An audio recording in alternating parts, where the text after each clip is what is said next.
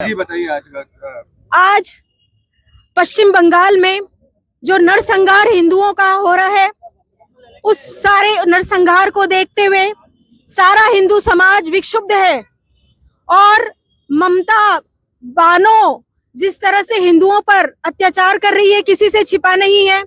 ये भूल गई है कि ये देश हिंदुओं का है और यहाँ पर मंदिरों को तोड़कर, हिंदू बहू बेटियों की इज्जत को लूटकर, हिंदू परिवारों को बेघर करके, आगजनी करके, लूटपाट करके पूरा बर्बाद करने पे जो तुली हुई है। ऐसा लगता है जैसे ये आतंकवादियों का गढ़ बन चुका है। कोई देखने वाला नहीं है कलकत्ता में और पश्चिम बंगाल में, कोई पूछने वाला नहीं है। हम सभी संतों के साथ और हमारे प्रबुद्ध जनों के साथ आज यहाँ कलेक्टर साहब को ज्ञापन देने आए हैं कि निश्चित रूप से इस बात को सुनिश्चित करें कि वहां पे राष्ट्रपति शासन लागू हो, हिंदुओं को सुरक्षा मिले। ये भारत देश है, ये पाकिस्तान नहीं है।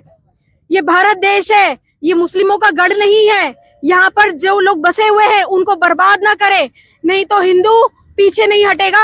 हम इसका प्रतिशोध करेंगे, प्रतिकार करेंगे और अपनी आवाज को आगे से आगे बढ़ाएंगे ताकि वहां पर हिंदुओं की रक्षा हो, हिंदुओं को सुरक्षा मिले। ये बड़ी चिंता की बात है पूरे देश के लिए। ये क्या हो रहा है, कोई पूछने वाला नहीं, कोई देखने वाला नहीं है। ममता बानो चुप क्यों है? कोई कदम क्यों नहीं उठाती? उसके घर में आज अगर इस तरह से होगा तो वो चुप होगी क्या, जो हिंदुओं का घर बर्बाद कर रही है, हिंदुओं को तबाह कर रही है। इसीलिए हम सब लोग आज यहाँ ज्ञापन देने के लिए आए हैं कि जल्दी से जल्दी वहां पर राष्ट्रपति शासन लागू हो, हिंदुओं को सुरक्षा मिले और हिंदू परिवारों को सुरक्षा के साथ साथ उनके जो घर बर्बाद हुए हैं, परिवार बर्बाद हुए हैं, तबाह हुए हैं, उनका भरपाई करे। केंद्र में मोदी सरकार है, हिंदुवादी सरकार है, क्या लगता है उस दिशा में कोई काम नहीं हो रहा है? आपकी मांग वहां तक नहीं पहुंची? मोदी सरकार को काम करना पड़ेगा। मोदी सरकार ने ये विश्वास दिलाया है कि वो हिंदुओं की रक्षा करेंगे। वो तो सबकी रक्षा करने की बात करते हैं। क्यों चुप बैठी है सरकार? क्यों नहीं आगे आती? और अगर राष्ट्रपति शासन लागू करना है तो वो चुप क्यों है, रुक क्यों रही है? राष्ट्रपति शासन लागू करने में देरी क्यों हो रही है? क्या बात की मजबूरी है? मुझे ये समझ में नहीं आता किस चीज के लिए दबाव में आ रही है। मेरा ये अनुरोध है मोदी सरकार से कि मानवता की रक्षा के लिए आगे आए। औरों की रक्षा तो वो कर ही रहे हैं, मानव सेवा, हिंदुओं की सेवा करें, थोड़ा बोले, वहां पे कदम उठाए, कोई सख्त कदम उठाए।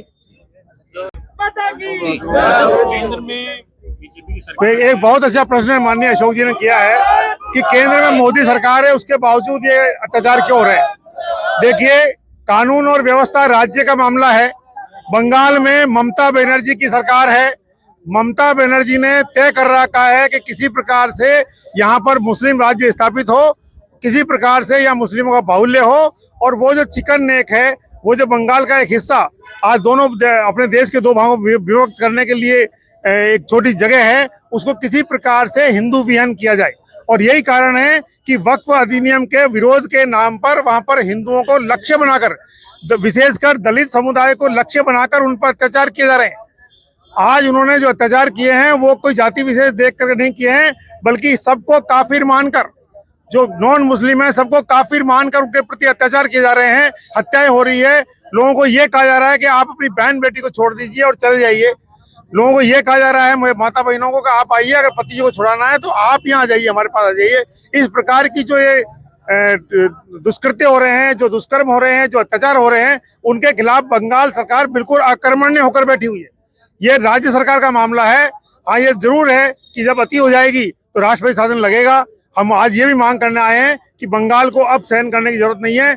लोकतांत्रिक जो सरकार, चुनी हुई सरकार है, वो अपना काम करने विफल रही है, इसलिए राष्ट्रपति शासन की मांग करने भी आए हैं। जम्मू कश्मीर में भी इस तरह के हालात थे, लेकिन केंद्र सरकार को कोसा गया था और अभी फिर वापस ऐसे हालात हैं, आप राज्य सरकार पे डाल रहे हैं। हमेशा ये नहीं कहा जाएगा कि केंद्र सरकार जो काम कर रही है वो राज्य सरकार को गिराने के लिए कर रही है।